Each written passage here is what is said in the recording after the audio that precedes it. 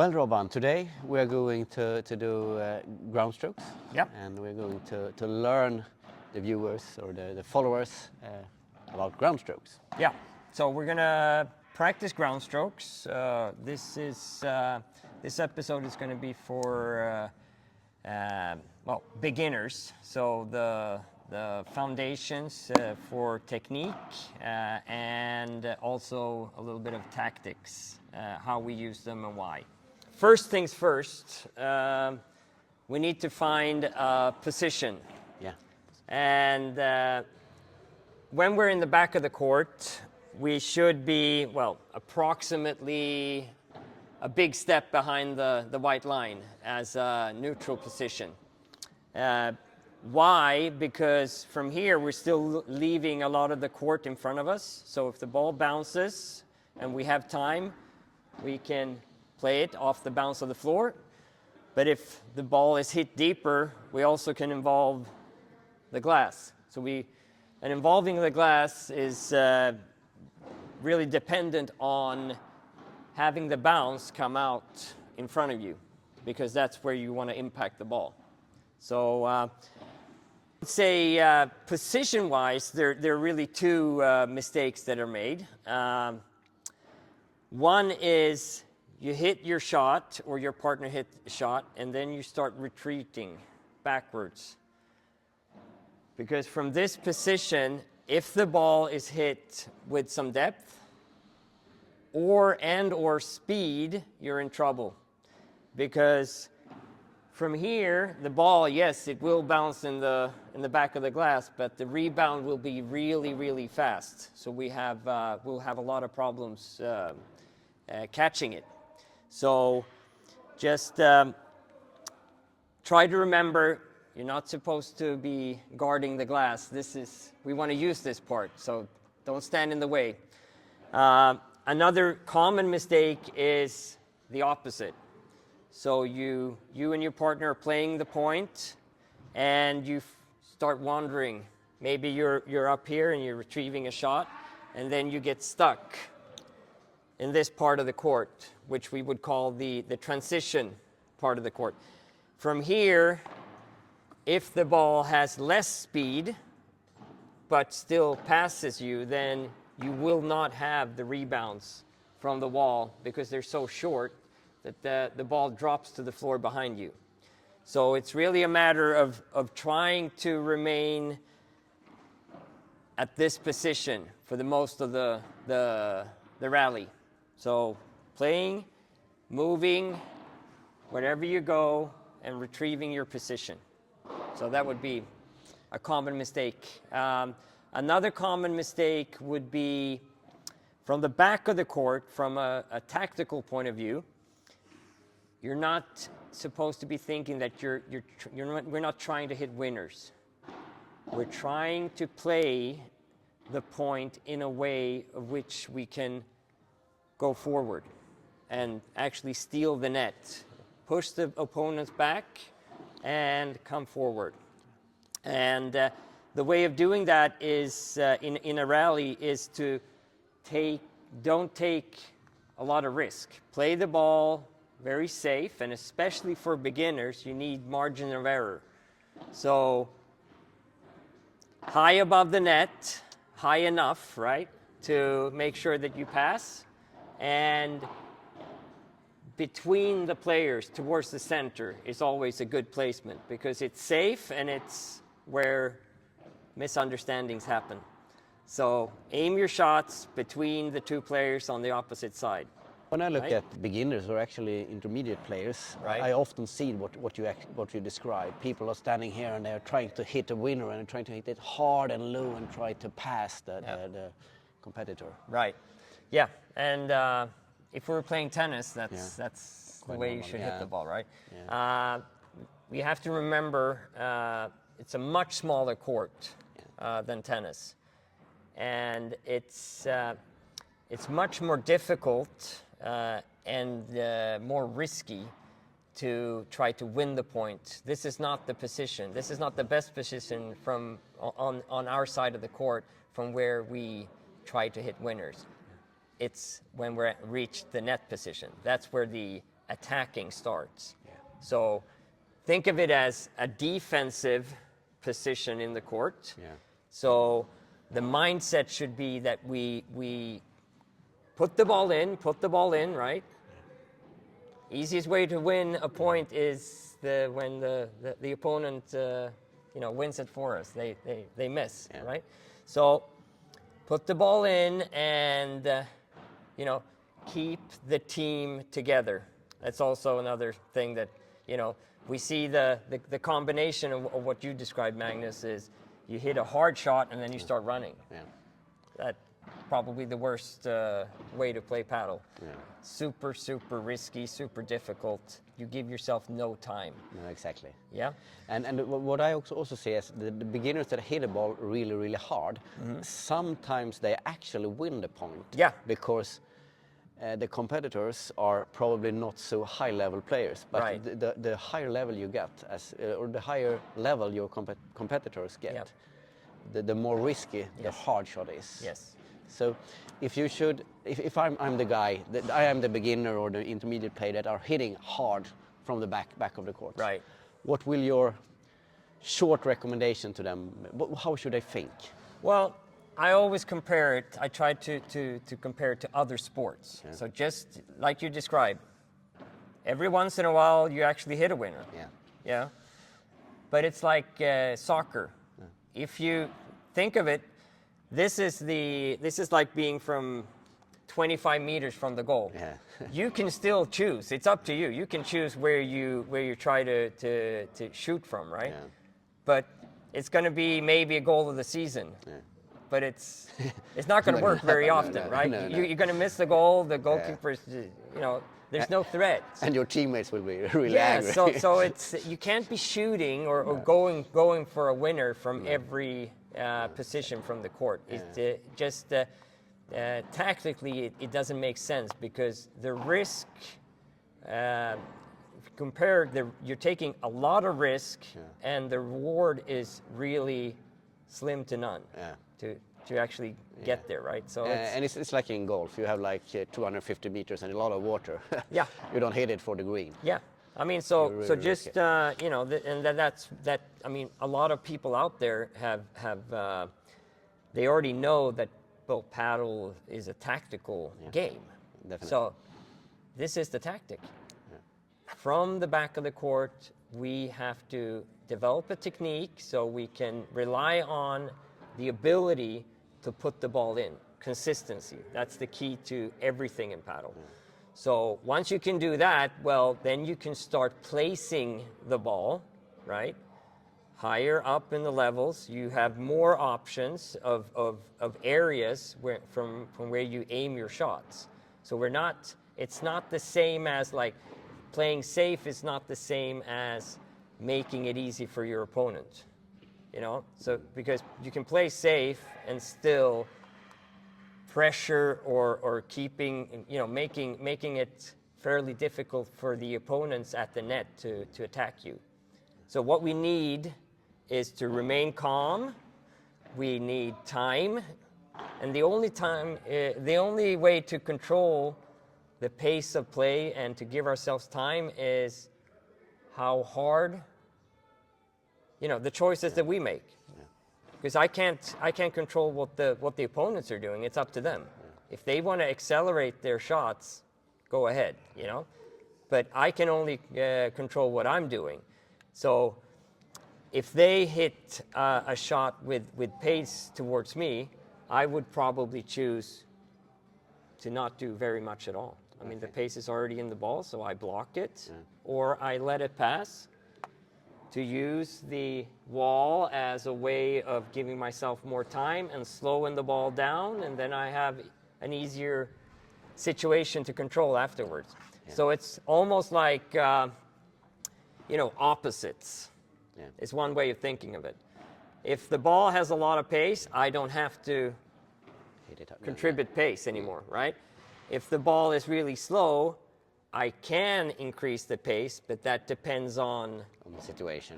Yeah, but also on my ability. Yeah, of course. And this is probably the most important thing is you have to be in paddle you should be fairly analytical. So keeping track of what works and what does not work for your game, right? So if I have tried and failed 8 times out of 10, maybe I should keep practicing on that and not using as much in the games. Sorry. So if we should summarize this, what you should not do is actually not backing too long. That's a big no-no. Do not back up. Yeah, and the second one is don't hit hard and run. Right. Okay. So that's 2 things what you should not do. Do you have a third thing that you should not do? Hitting the ball too hard, actually. Or too close to the top of the net. Yeah. So playing with less risk and just, think like it's good enough, right? It's safe and it's good enough. That's what you're trying to achieve. Okay. Because we have to remember, we are not playing to win the point from this position in the court. We're playing to keep ourselves in the point, and eventually, usually through a lob, we play the ball over and we take the net. If we can get an easy ball at the net, go for it. That's the opportunity in the point to play a winner. From here, put the ball in. That's good. And what do you say about volume training? Training a lot of shots. That's the way forward, right? And everybody's heard it. You need 10,000 hours to become an expert at something, so in terms of volume, it's what we need.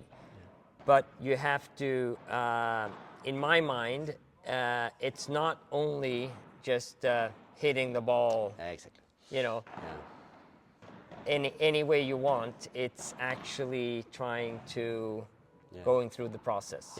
So we can recommend all the one out there, go to your local pro, your local trainer, and first of all learn how you should do the shot. So they will, a trainer or a coach they're supposed to put you on a path, right? And then you do your checkups. Maybe you see them every once in a while or regularly, I don't know. But their job is to feedback and to give you the tools to develop your technique. Your job is to hit a lot of repetitions, doing your correct way. So, with that said, we're going to show you a little bit how I would, or how we would recommend people train with the Padelmaster. We're going to do the same way I do with all my lessons. Start with the basics and start simple, because you need a progression in training. And so as a beginner, we're going to start by only hitting from one side. So we're going to start hitting forehands. Only forehand, And what I want you to as a student today, Magnus, thank you. your only focus is on the process, right? So am I in a good, ready position? If you're not, that's what you need to practice, right? First things first. When the ball comes, I want you to, as early as you can, right? The machine shoots out the ball. You turn to get yourself ready. From here, you're going to have to probably move a little bit, unless the ball is perfectly calibrated, right? So feel as if you have your racket prepared and now you're adjusting. So there's always a small adjustment, right, with your feet to get to where you need to go. And then hit the shot.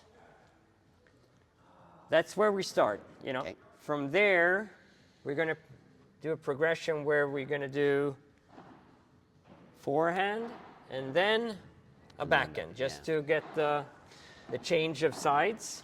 So you start with hitting a lot of forehand, actually. How many do you recommend? If I should start training with a ball machine, do you recommend 10 shots on forehand and 10 on backhand, or is it 300 on forehand and 300 on backhand? Well, it's a good question, right? But it's also a matter of your ability to focus. So I would say, if I'm just going to throw out a number, that maybe at least 50 to 100 forehands. Yeah. And then you change sides, and then you hit 50 to 100 Backhands. backhands. Yeah, okay. And then you go to the every other side. Yeah. And to go to every other side is actually to get the feet in, to get the feet working. Yeah, and to get used to being neutral here, Neutral, yeah. and turning that way or turning this way. Yeah. Yeah. Okay. Preparation. Early preparation. Yeah. I'll let you know. Before the ball bounces, you should have your racket in a hitting position. Yeah. Yeah.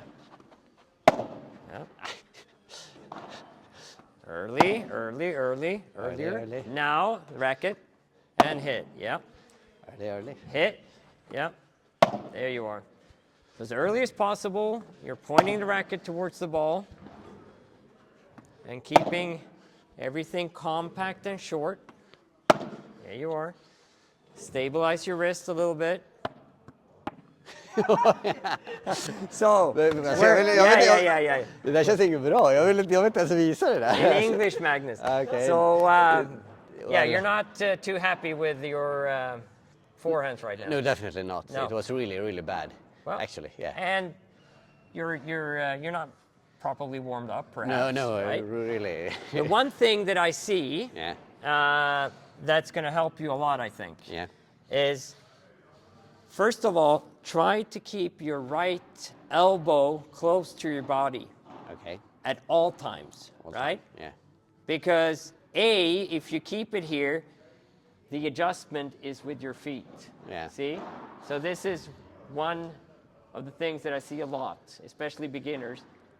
They don't move their feet, they move their arm, right? Yeah.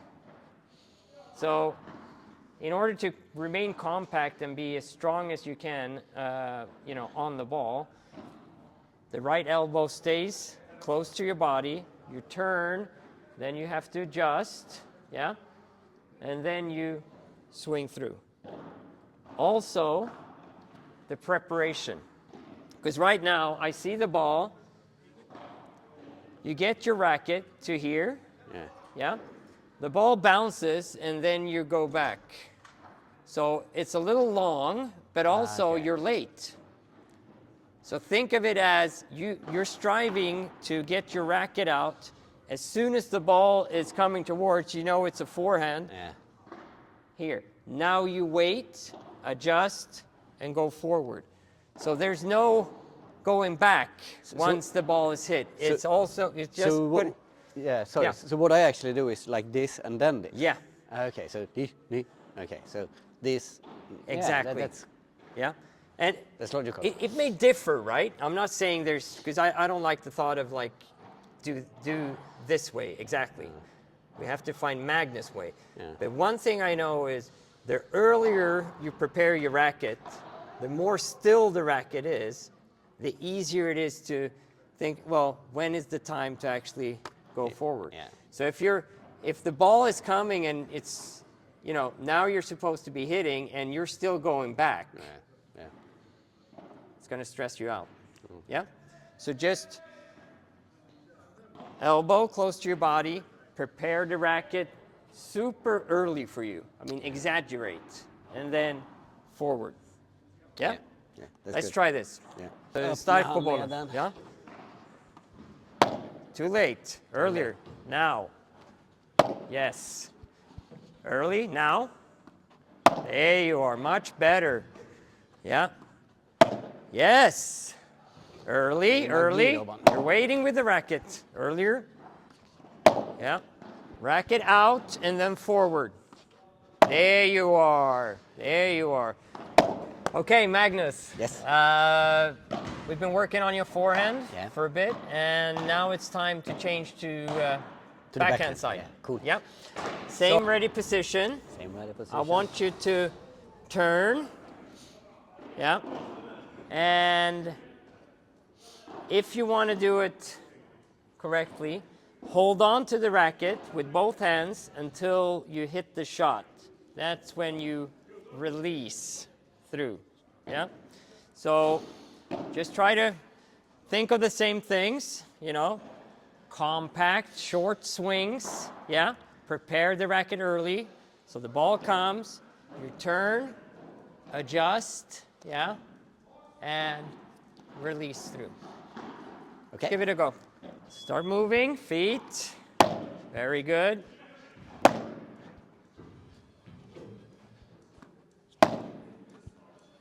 Much better with the preparation here. Yes. So you're very early. I like that. Yes, Yeah. And stay down through the shot. Yeah. Come down, stay down. Yeah, good. That's it. Try to use the floor a little bit more, Magnus. So what do you mean? Getting your body weight forward. Okay. Use the floor. Yeah. Yeah, with the shot. Yeah. Just a gentle. Yeah, okay. Get your body weight through the ball. Yeah. There we are. We've started with the forehand. We just did the backhand side. Yeah. And now we need a progression. Okay. Right? So making things slightly more difficult. Yep. Not a big step, but a small step forward. Yep. So now we're going to do every other backhand and forehand. Okay. Okay.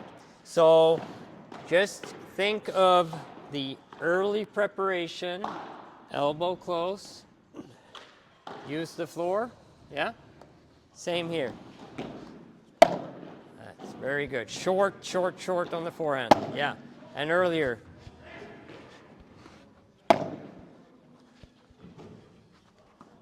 That was a good one. That was really good. And I think you felt that, Magnus. Body, definitely. Get the body into it.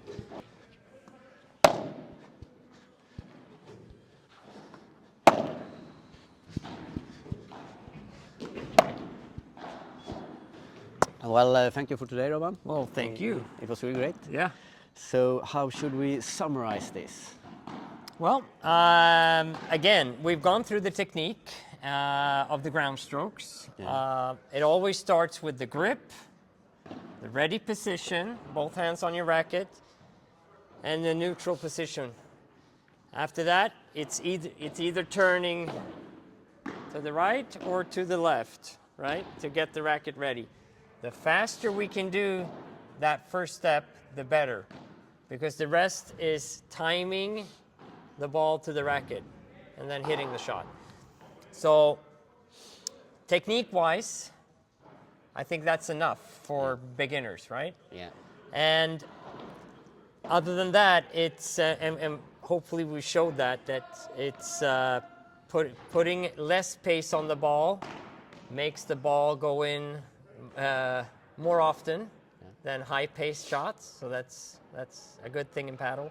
And it actually, if it's slow enough, then it will actually ask a lot of questions of the net players, because it brings the ball down, so they have to play their volleys up. So it's about slowing the pace of play.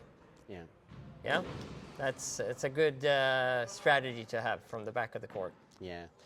And we should also say, first of all, go to the trainer and get recommendation based on your own technique, Yeah. or your own skills. Yeah. And also train a lot of volume. Yeah. You use, for example, or you can tell me more how you work here in Libro. Yeah, well, it's like we said, and I think you mentioned it already, that it's go to your local pro. They should be able to supply you with the path forward. Yeah. So focus on this, focus on that, and then from there you go out and you have to put the time and effort in. Yeah. So then we're into the volume. Yeah. But if you're into the volume, knowing what you're doing, then you're actually progressing. Yeah. If just hitting balls, you're not. We're not sure that you're actually improving. You may not just be doing what you've always been doing. Yeah. Yeah. Yeah. So that's the difference. Yeah. And using ball machine is one good way to work with volume training. It's perfect. Yeah. Another thing that I think is good is just if you're like two persons, just playing in the one-to-one. Yeah. Playing in a diagonal. Yeah. Yeah. And you can do that during the same session. Yeah. Right. Definitely. So you start with the ball machine. You hit plenty of balls. Yeah. Right. and then you try it out if you have a playing partner, because it's also to get that real game, feeling, yeah. you That's know, great. experience. Yeah. You have one shot. Yeah. You know. Yeah. Make it count. Yeah. That's great. If you have any question, don't hesitate to write it below. Yeah. And in the comments section. Yeah. And please follow us. Yeah. Follow. Subscribe and follow. And please subscribe and follow. And if I want to know more about Padelmaster, just go to our webpage, padelmaster.io, and from there you can contact us, or via Instagram or TikTok. and if I want to course with you, Robert Andersson. Yes. Well, you have to come to Uppsala in Sweden first. But, yeah, Libro Padel. We're on the website. All my contacts are on the website. Feel free. You also have a YouTube channel. I do. Libro Padel. Libro Padel. Both. Next time, it's time for the volley. Yes. Yeah.